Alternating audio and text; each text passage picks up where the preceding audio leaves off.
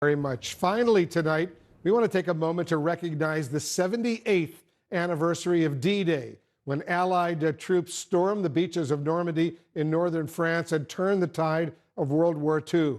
June 6, 1944 was the beginning of the end for Adolf Hitler and Nazi Germany. Thousands more would die in the bloody slog across the continent, but the Allies would ultimately liberate Europe from the grips of fascism less than 1 year later. To all who fought and died for freedom, thank you, thank you, thank you.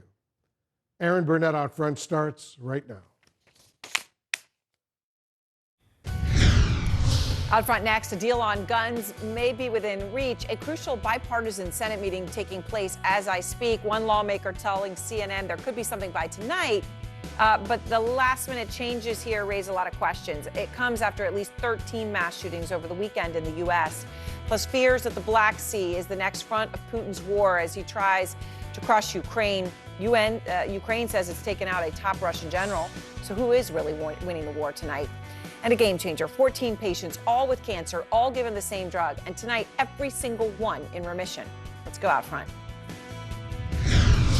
And good evening, I'm Erin Burnett. Out front tonight, momentum. A very small group of senators, 2 Democrats and 2 Republicans, are meeting tonight and apparently are on the cusp of, quote, something when it comes to an agreement on gun laws, an agreement that could get 60 votes in the Senate, they say. That is the news from Senator John Cornyn, who is the lead Republican in the group. Democratic Senator Chris Murphy, who is also in tonight's meeting, telling CBS News, my goal is to have an agreement by the end of this week.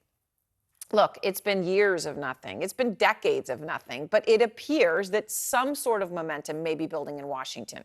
A key red state senator says he's open to a number of proposals, including raising the age to buy a semi-automatic to 21, and what may surprise one, open to a ban on assault weapons altogether. Would you support a ban? It depends on how they would approach it. Sure, I look at it. I'm open to anything that makes gun sense. Right.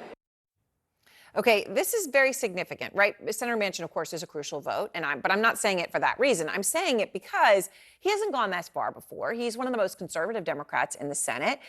He's obviously a gun owner. He hails from a state that supports gun rights. So for him to say those things is important. However, whether or not a deal goes as far as what he just said, raising to 21, for example, is yet to be seen. These negotiations, though, are taking place after another weekend of chaos and carnage. At least 13 mass shootings taking place across the United States. We've marked every single one of them on the map. 17 people dead, 72 at least injured. At the rate the United States is going, the U.S. is easily on track to pass the record for mass shootings in a year, which was 692.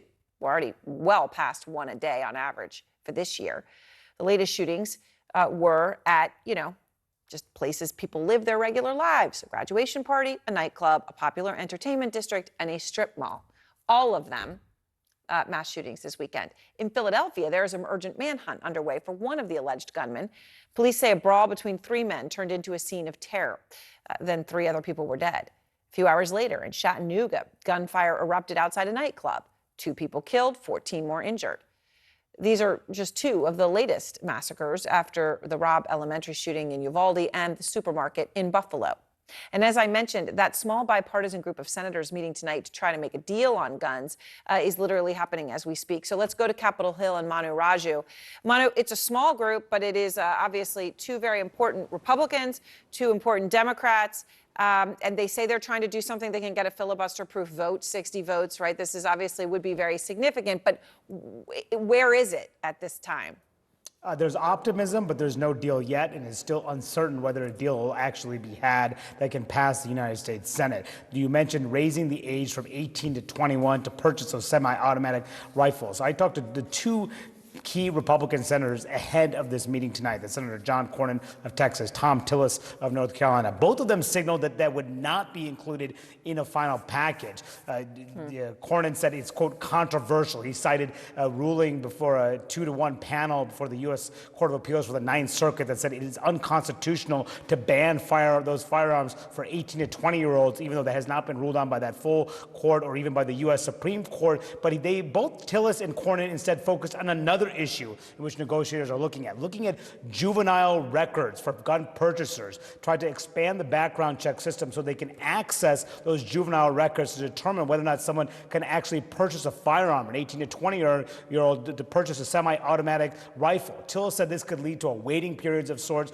for 2 to 3 weeks for that individual, although that individual could have the right to appeal it to expedite that time frame. These are the kind of questions that they are sorting out right now behind the scenes. Not just this, but also dealing with potential red flag laws at the state level, as well as mental health issues, school security issues, gun trafficking issues to try to prohibit those purchasing of weapons between state lines. Those are the kind of difficult issues that senators are now figuring out whether they can actually come to any sort of agreement on, because Aaron, last week they were on recess. They are back in session this week, and the Democratic leaders are signaling they want a deal this week. Otherwise, they believe it's time to move on with this issue, because they say a deal won't be reachable if one is not within the possible by the end of the week. So, Aaron, a lot of questions tonight, but right now, it's at the moment, it appears that restricting access to those semi-automatic rifles for 18 to 20-year-olds probably will not be part of this final proposal.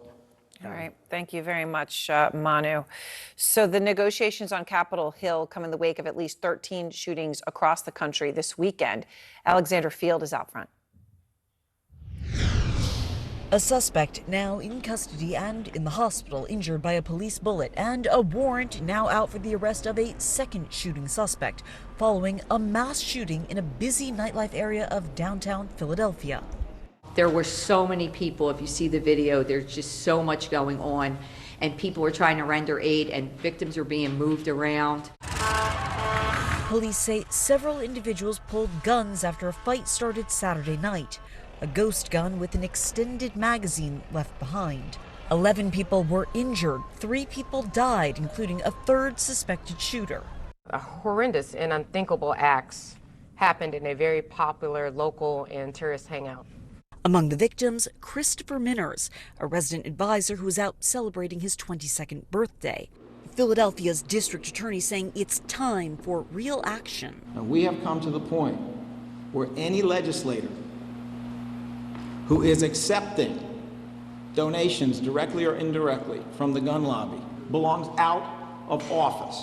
Across America, mass shootings at nightclubs and malls, graduation parties, even funerals, all in a single weekend. We will do, as mayors, what we have to do to keep our people safe, but we could sure use some help at the federal level.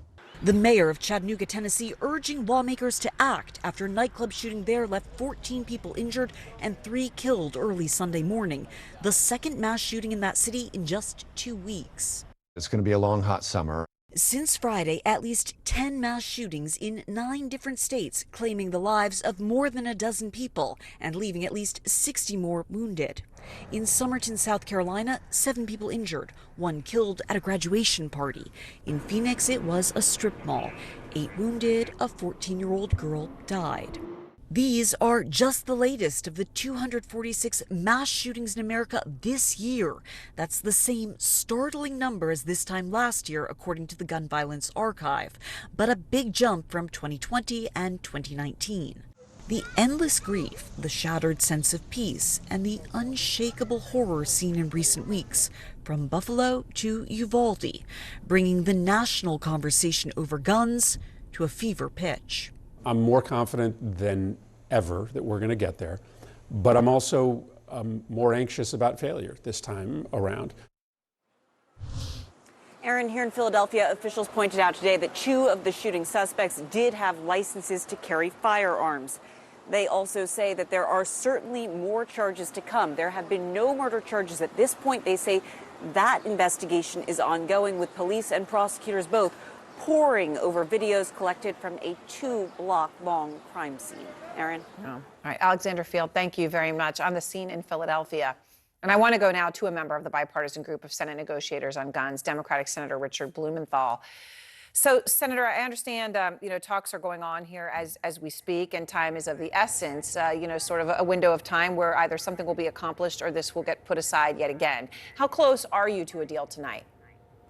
I'm very hopeful, Aaron, and thanks for having me, because we've never seen this many senators, Republican senators, come to the table. I think they have been impacted by the shock of what's happened in Buffalo and Uvalde, but also they're hearing the American people say to them, as my constituents in Connecticut have said to me again and again over these past days, please do something. And I think it's put up or shut up time for them. They realize that they will be held accountable, and many of their colleagues will be, if they don't do something real and meaningful, not just face saving or window dressing, but real progress. So Manu was talking about some of the things under discussion, talking about maybe a waiting period of 2 to 3 weeks, checking a juvenile record.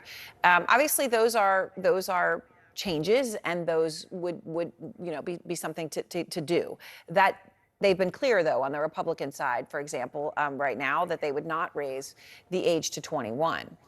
Citing that they don't think it's constitutional. Obviously, we all understand rental car ages are higher than that, pistol ages are higher than that in Texas. All that may be true. But is that off the table right now, raising the age for purchase to 21? I hope it isn't off the table, because I'd like to see that kind of provision pass. I'm in favor of banning assault weapons, but we need 60 votes. And we've also seen that in the past, and I've been involved in a lot of the past efforts, these talks have foundered on the rocks of gun lobby opposition.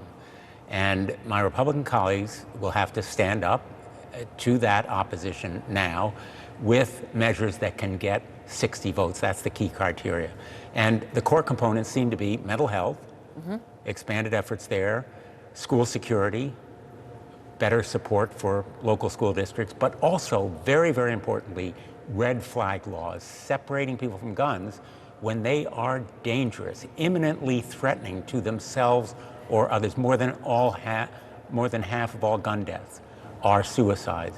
And then, of course, a better background check program. Those components are the key ones right now, and we're seeking to add more and also define them in a way that really makes them meaningful. And that's a question I have important. on a red flag law, right? I mean, I know that, you point out what happened in Uvalde, what happened in Buffalo, what happened in Sandy Hook, right? Had there been an ability for someone to raise their hand and say there's a problem with this person, we may have had some alerts.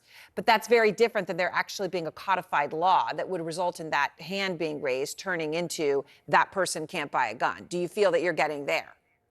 I think that we are moving in that direction. The basic goal is keep guns out of the hands of dangerous people, whether through background checks or red flag laws. I've been working with Lindsey Graham on a bipartisan red flag law for about 3.5 years.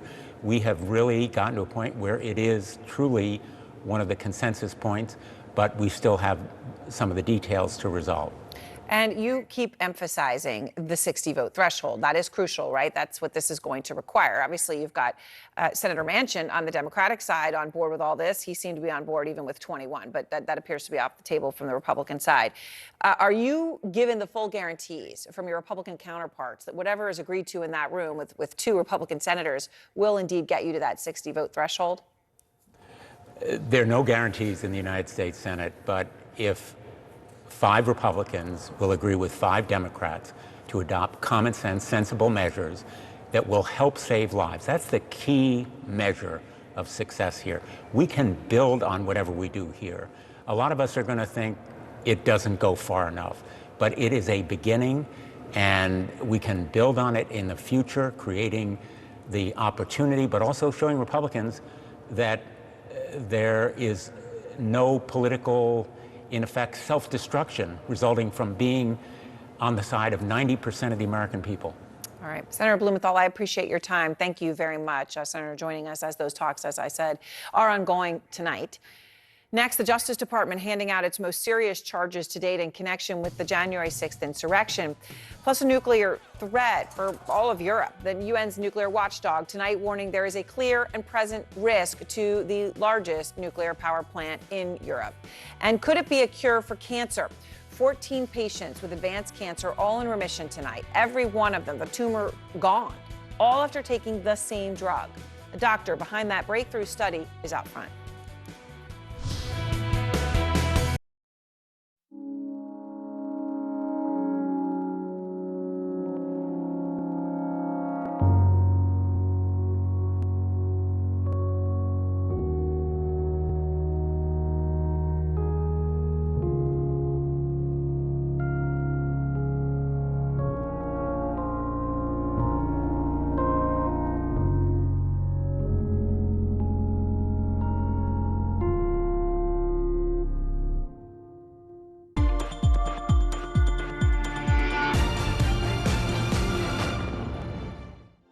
Restovac robs these children of their soul. They never feel like they're valued. I remember one of the girls said to me, "It's as if I'm living, but I don't exist." My name is Joan Kahn, and I am the Executive Director for Restovac Freedom Foundation based in Port-au-Prince, Haiti. Restovac Freedom Foundation works with children who are living as Restovac. It's a form of child slavery. Many of them work from sunup to sundown. They do most of the chores for the family. When CNN came to Haiti for the Freedom Project with Common Dreams, we found this child in an area that we work. Her name is Fedna, and she lived with her grandfather at the time. And we went to visit the grandfather and asked if he would allow her to go to school. And he agreed to do that. And so we actually took her and enrolled her in school for the first time. She was 9 years old. Now Fedna is 20, and so she's in the 10th grade. They get a really late start on life, but at least they are able to be part of society. And I think just seeing these children become visible to people is a powerful thing. He's interviewed 5 U.S. presidents, authored 7 books, and has an independent voice that resonates. What happened to when we were united against a common enemy? He's raw, unique, and one of America's most important talk show hosts. Watch Smirkanish, Saturday on CNN. You can help the refugees from Ukraine. Join the over 80,000 who've already raised millions for food, shelter, and more. Explore cnn.com/impact. Click to take action.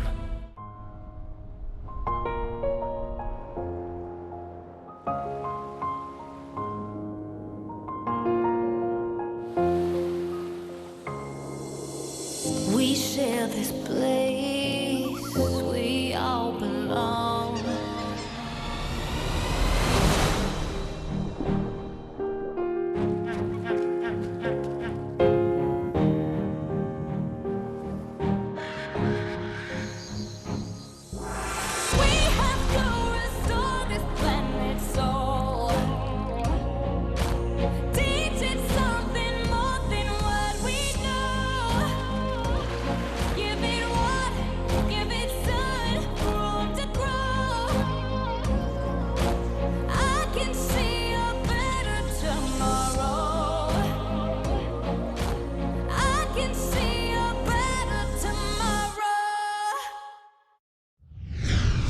Tonight, the Justice Department charging the head of the Proud Boys, along with 4 other leaders of the far-right group, with seditious conspiracy related to the January 6th insurrection.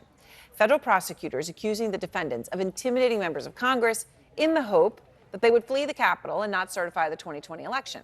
Now, I should be clear here, when we put all this in the context that it's important to do, these are the most aggressive charges filed yet against that group. And Evan Perez is out front. So, Evan, obviously, you know, that's important, right? This is as strident as it has gotten. What more are you learning about these charges against the Proud Boys? Well, Aaron, according to prosecutors, the reason for bringing these charges is that what they say is they could now make the connection between, obviously this is an armed group that engaged in violence on January 6th, but beyond that, they were actually organizing and trying to stop the peaceful presidential transfer of power. And that's what brings this into another realm, according to prosecutors. These are the new charges against not only Enrique Tarrio, who is the top leader, the chairman of the Proud Boys, but also 4 other leaders of the group. And one of the interesting things that you see in the court documents that were filed by prosecutors, you can get a sense of the cooperation they're getting from some members of the Proud Boys. Clearly, there are people who have shared some of the text messages. You can see also the product of at least one other Proud Boy leader who recently pleaded guilty and agreed to cooperate with prosecutors. So what that means is that now the prosecutors are using some of the text messages, some of their internal discussions against these leaders of the Proud Boys, Aaron. So in terms of the hearings that we're now going to see, the public hearings that are going to start finally from the January 6th committee, the former ABC News president James Golston is going to be producing those. That, of course, was met with widespread condemnation from Republicans. What exactly will he be doing? Well, I think part of the challenge for this committee, a year and a half after the great scenes of violence that we saw on January 6th, is to try to make this relevant again to American audiences, to people who are dealing with inflation and other things in their lives. And I think one of the things that bringing in a TV executive could do is to try to make this compelling television. Believe it or not, that is part of what this committee needs to do, to translate what happened on January 6th was not just a riot, but was an assault on American democracy. And they're going to use some of the, hopefully, what they think is going to be compelling witness testimony from people inside the administration, people who worked for Vice President Pence's office, people who worked in the White House, who again will draw a picture for Americans that what happened on January 6th was not just a spontaneous thing, but something that was organized and that, essentially took root inside the Trump White House. All right, Evan, thank you very much. And next, Ukraine, taking out a top Russian general, while a former NATO commander warns that the next front of Putin's war is the Black Sea, which would, make Ukraine a landlocked country. It would be devastating to its existence. Who has the upper hand tonight? Plus, he was the main target of the mass shooting in Tulsa that left 4 people dead last week. Dr. Preston Phillips performed back surgery on the gunman just days before the attack. And tonight, Dr. Phillips' longtime friend speaks out. When you grow more, you'll naturally have more to balance. With an expanding community of female entrepreneurs and 22% of working Africans starting businesses, support for new and growing enterprises across the continent has never been more important. Access Bank's digital loans have so far provided over 260 billion naira to upwards of 1.8 million customers and counting. Access, more than banking. I'm Vedika Sood in New Delhi, and this is CNN. June 20th, a CNN concert event. Let's celebrate, educate, and lift every voice. Juneteenth, a global celebration for freedom. Live from the Hollywood Bowl, only on CNN. So many questions about what is the federal government doing. Do you get the anger that is out here? How concerned are you about the front line? You don't believe that there's a racial divide here? Looking back, as president, did you tell the story of race in America enough, do you think? All the places I've been and all the things I've seen, all the people I've talked to, I carry with me. They're a part of what I do right here, holding the powerful accountable, keeping them honest. AC 360, tonight only on CNN. This is the screen where it happens. The moments that can change the world. These are the faces we see, the voices we empower. This is the work that continues, who we are today and what we can become. This is journalism that reflects the world we live in.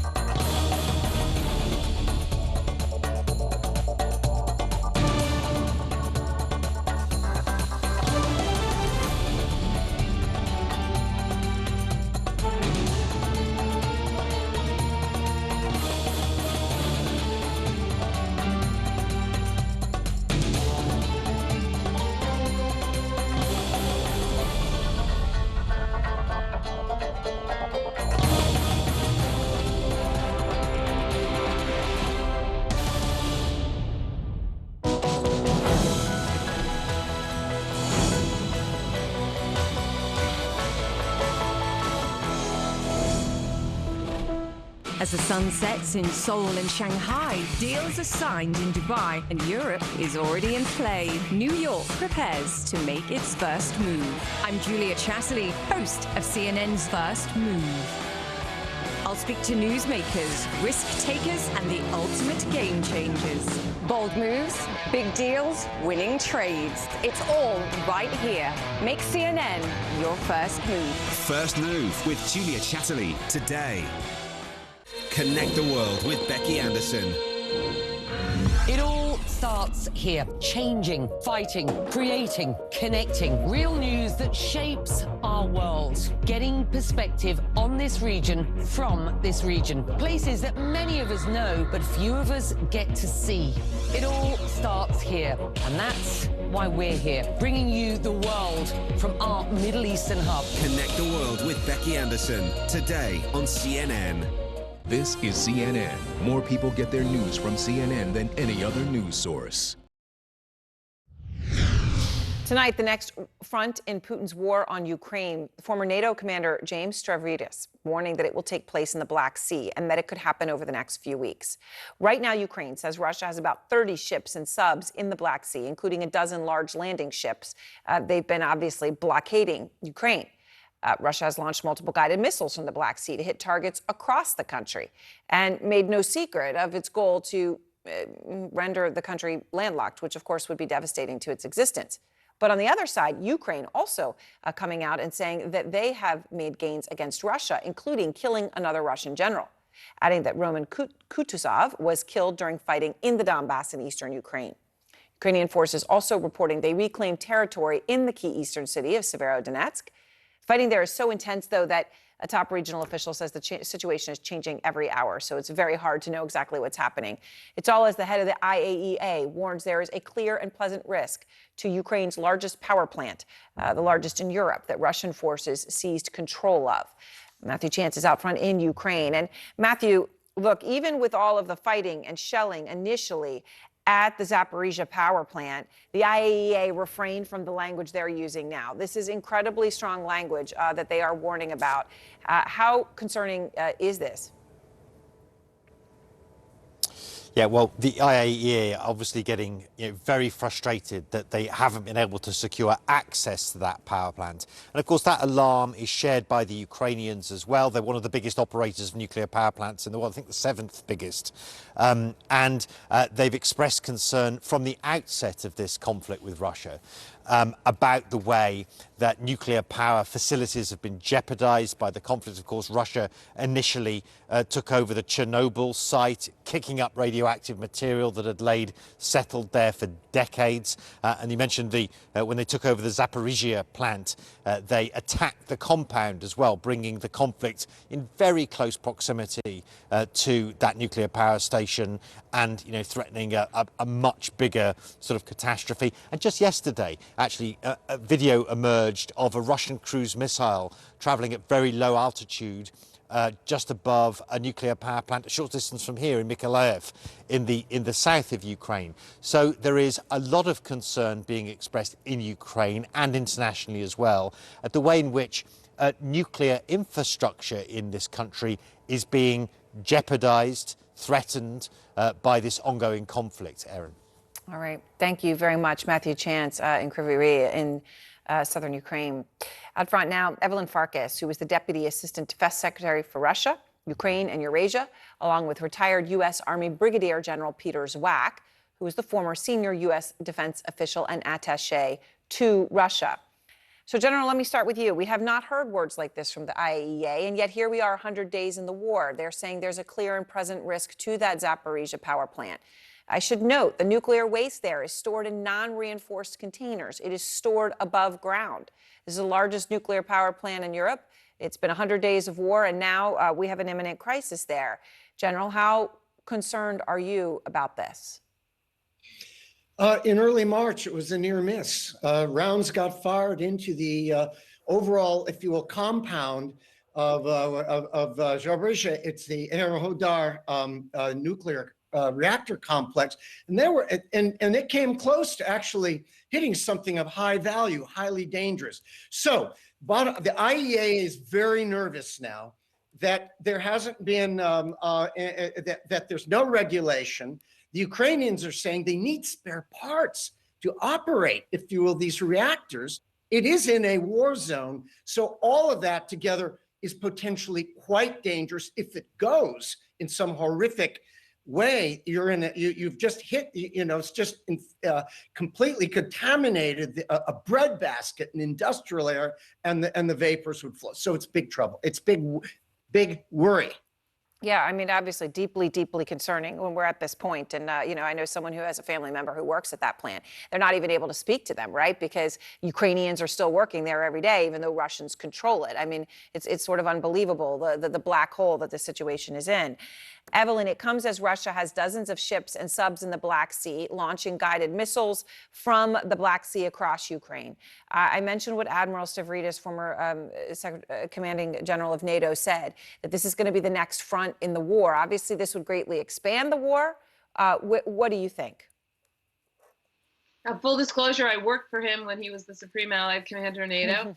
I agree that we are likely to see more warfare in the Black Sea unless the international community gets more heavily involved, Aaron. And that you've just given us two instances where we need the United Nations, we need the international community to come in with a coalition of the willing to force the Russians to allow nuclear inspectors into Ukraine and to unblock the seaports in Ukraine, because we need to get the grain out for the world community. As you've covered elsewhere, there is a shortage now of grain because of the war that Russia is waging on Ukraine.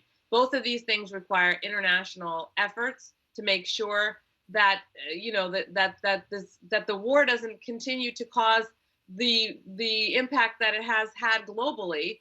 And frankly, we need to bring it to a close as soon as possible. So, General Zak, Ukraine and Russia, both state media announced yet another Russian general was killed in the war, right? So this is now being admitted to from both sides. Obviously, another big blow to Russia. We need to contextualize it now, though, because Ukraine has suffered some setbacks in the Donbass. President Zelensky says that Russia now controls up to 20% of the sovereign, independent country of Ukraine. So, General, what does another Russian general being killed right now tell you? Well, it tells me that they've pushed him up toward the front, as we discussed a while ago, because while the Russians have a lot of manpower, not of the best quality anymore, with a lot of artillery, they need people to push and motivate the troops and get things going, because while the Russians are making gains in the Donbass, in Luhansk, they're incremental. And it is an ugly fight. And this is going on all over the country. So they're being pushed forward.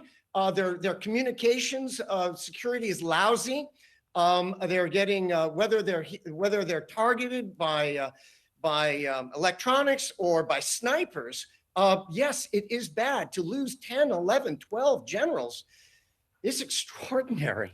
And yet, Evelyn, when we talked about this a month ago, it was a very different context. The context was Russia's troops are ill prepared. Their morale is low. Their generals are being killed left and right. Ukraine is winning. And yet here we are, where somehow amidst all this, Russia has, according to President Zelensky, doubled its control of Ukrainian territory over that time frame.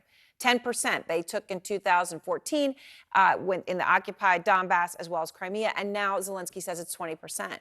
So who is winning right now, Evelyn? Well, Aaron, right now, I would say that strategically, Vladimir Putin is losing, and that I would say Ukraine has an edge operationally, but tactically, neither side is winning. And the reason why you see this difference now is because the warfare has changed. The terrain has changed. The Russians are afraid to send their troops in, as General Zak just said. They're using artillery to essentially shred these cities and towns to pieces. And only then will the Russian troops go in, because they're so afraid of the Ukrainians. The Ukrainians are at the moment at a tactical disadvantage, and operationally as well, because they lack the artillery, the longer range artillery and missiles to shoot back at the Russians. But that's about to change. As we know, the US government has authorized providing some multiple rocket launcher missiles to the Ukrainians, and they're training them with this equipment. And there's more equipment coming from other allies that's similar, longer range. And this will change the equation. It's just a question of time. And I think that's why the Russians are getting nervous, because time is not on their side. All right. Thank you both very much for your perspective. And next, Dr. Preston Phillips. He was one of the doctors killed in the Tulsa mass shooting last week. A man his friends say was never on time, because he spent every minute with his patients. He was always going over with a patient. Phillips' longtime friend is my guest next. Plus, 14 cancer patients took the same drug. They are now all in remission. Tumors all gone. It's a huge breakthrough. The doctor behind it is out front. I am Nigerian by blood, British by birth, and American by residence. It is important to me that those same strands of inclusivity that flow through me are mirrored in the stories that we tell. One World is a place where Africa has an equal seat at the global table alongside Europe, the Americas, and Asia. Every continent has a voice, and where everyone watching has a stake in the global conversation. One World with Zain Asher, tonight on CNN.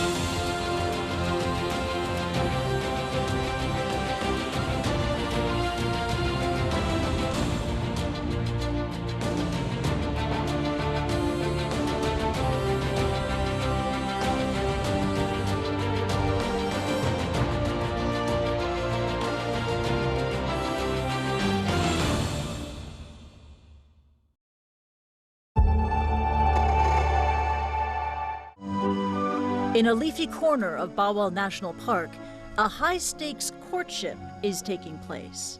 The future of this critically endangered species in Bangladesh depends on it. The Asian giant tortoise was thought to be extinct in the country until 10 years ago, when a few were discovered in the wild. And now, conservation biologist Shawar Siza Rahman is on a mission to bring them back.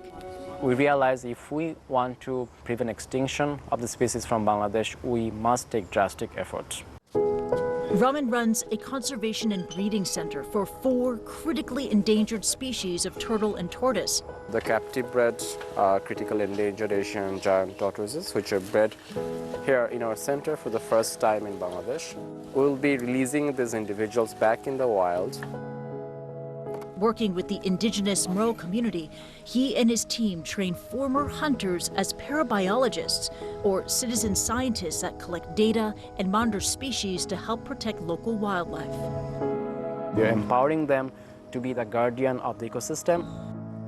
I do believe there are reasons to be optimistic, and it all depends on us and the future generation to make that decision and to take action.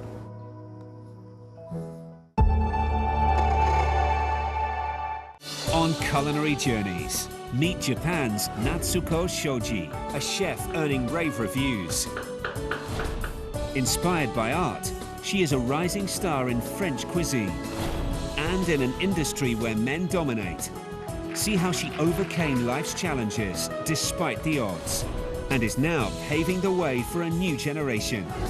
Culinary Journeys, Sunday on CNN, in association with Ajinomoto. I'm Eleni Jokos, and this is CNN.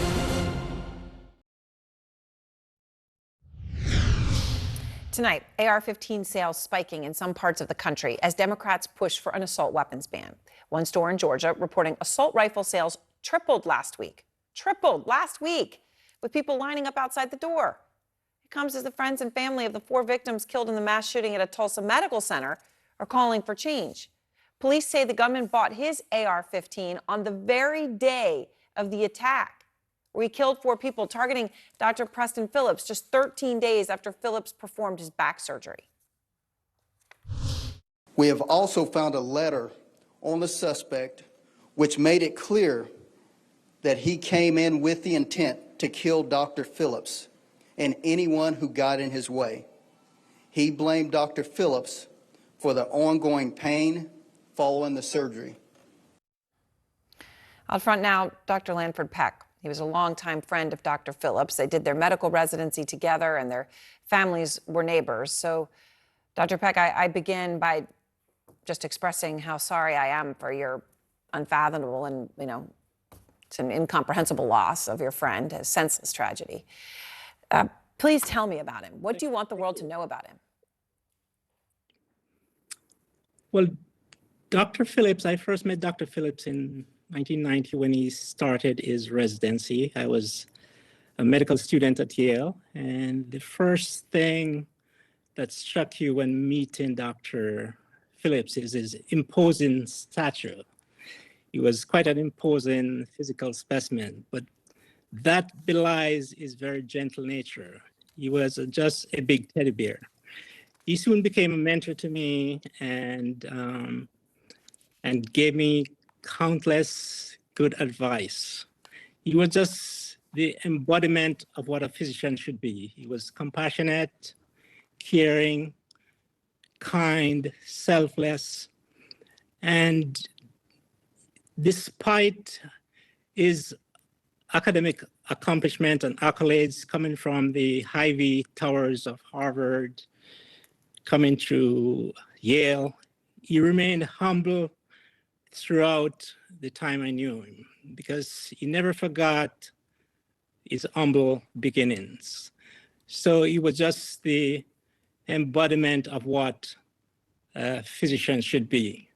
And I try to follow in his footsteps and to emulate a lot of his qualities.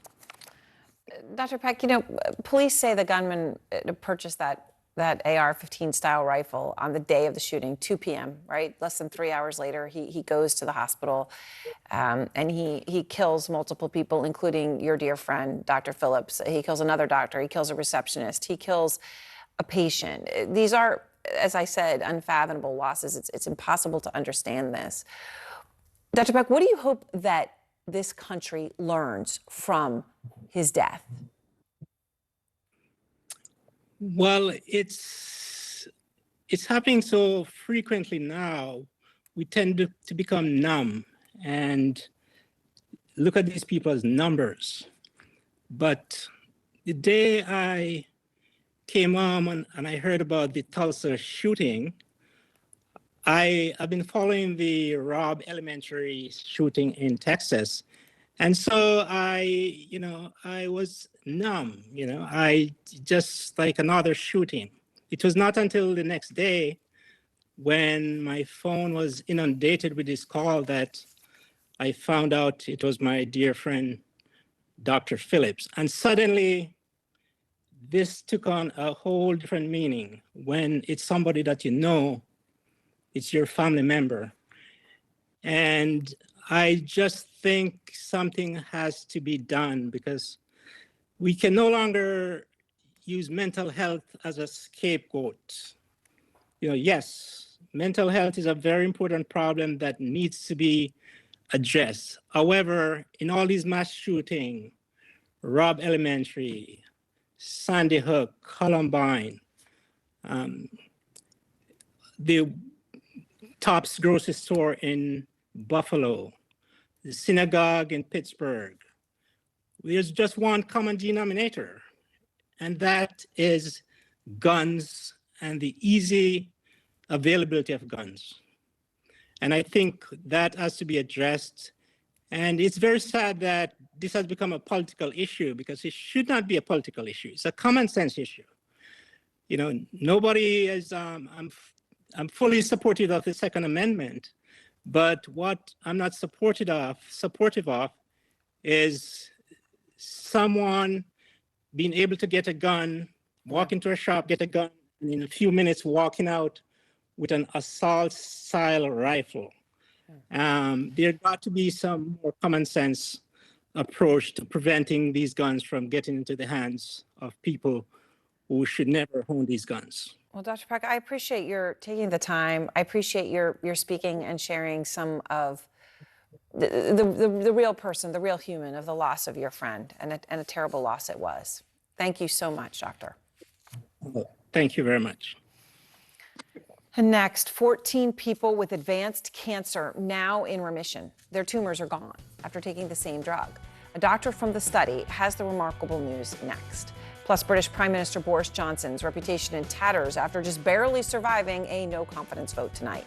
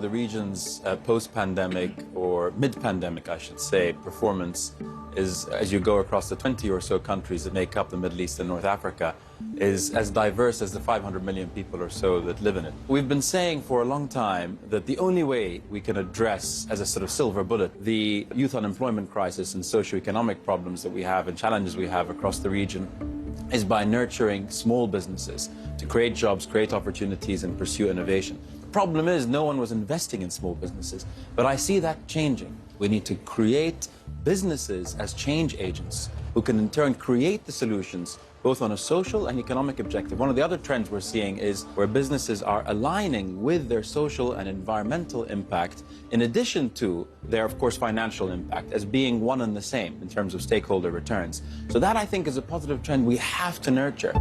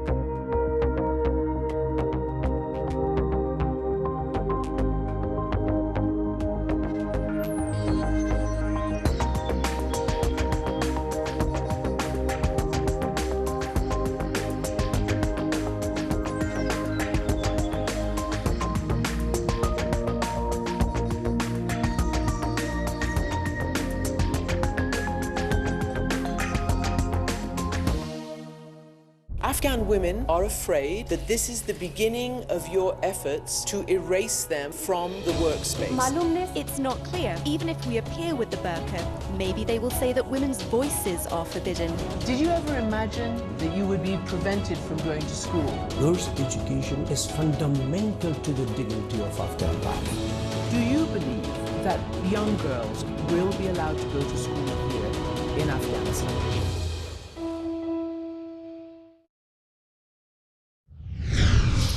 Breakthrough in what could be a major game changer. 14 patients with advanced rectal cancer are in remission after taking the same drug.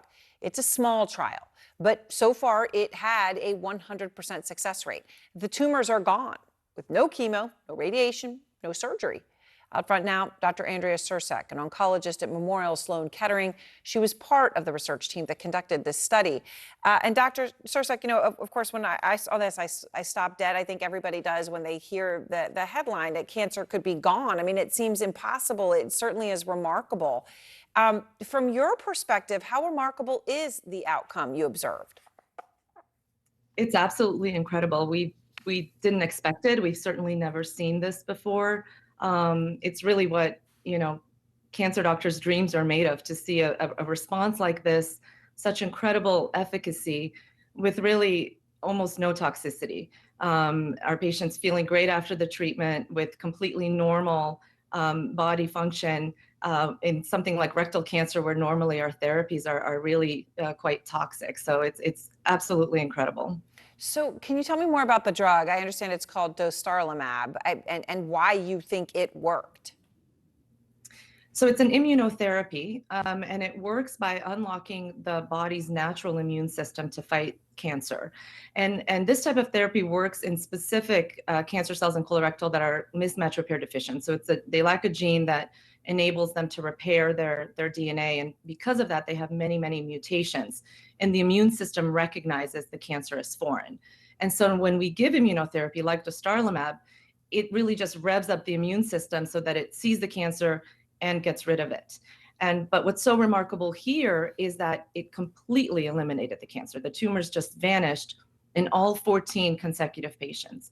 Normally, when this is used in colorectal cancer in patients with advanced disease, that happens in about 10% of patients. And here it's 100%. So that's really the most striking part of this, is that it happened in every single patient after just 6 months of therapy. So, doctor, could this be a broader use? I mean, you're talking about rectal cancer specifically, but I mean, you know, any other type of cancer. Absolutely. That's our goal. You know, the idea here is that we move this therapy from advanced disease into early stage disease. And clearly we're seeing that there is increased sensitivity when the tumors are early stage, when they are in their organ where they begin. And so our goal is to replicate this in other solid tumors, such as stomach cancer, pancreas cancer, and bladder cancer that are mismatch repair deficient, where they have this potential sensitivity to immunotherapy. And it can have huge implications, just as it did in these 14 patients where they didn't need radiation and they didn't need surgery. We may be able to achieve that as well in patients with stomach cancer, where surgery may not be needed if they have the same type of, really remarkable response. Well, doctor, I really appreciate your time and explaining this. I know, obviously, it's 14 people, and you know, I don't want to blow it out of proportion, but the headline itself is pretty stunning, and as you point out, remarkable. Thank you so much for taking the time to explain it. Thank you so much for having me. It's really exciting. And next, a day filled with political drama and suspense as British Prime Minister Boris Johnson fights for his political future. June 20th, a CNN concert event. Let's celebrate, educate, and lift every voice. Juneteenth, a global celebration for freedom. Live from the Hollywood Bowl, only on CNN.